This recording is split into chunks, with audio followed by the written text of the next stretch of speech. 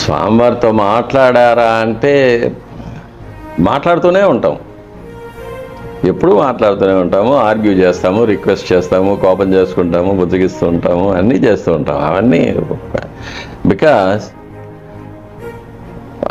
నా అనుభవంలో స్వామివారు నాకు ఒక గ్రాండ్ ఫాదర్ లాంటి వాళ్ళు. తాత అనే పిలుస్తాను ఆయన ఎప్పుడు. తాత అనేది ఒక సాంస్క్రిట్ వర్డ్ అనమాట. త్రాత అంటారు. త్రాతాభవ జనార్దన భగవద్గీతలో వస్తుంది. త్రాత అంటే కాపాడేవాడు అని అర్థం.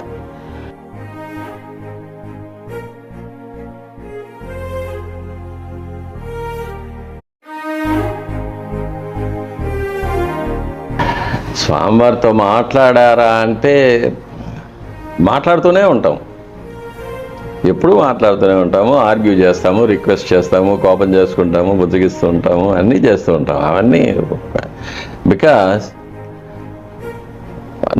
నా అనుభవంలో స్వామివారు నాకు ఒక గ్రాండ్ ఫాదర్ లాంటి వాళ్ళు. తాత అనే పిలుస్తాను ఆయన ఎప్పుడు. తాత అనేది ఒక సాంస్క్రిట్ వర్డ్ అనమాట. త్రాత అంటారు. త్రాతాభవ జనార్దన భగవద్గీతలో వస్తుంది. త్రాత అంటే కాపాడేవాడు అని అర్థం.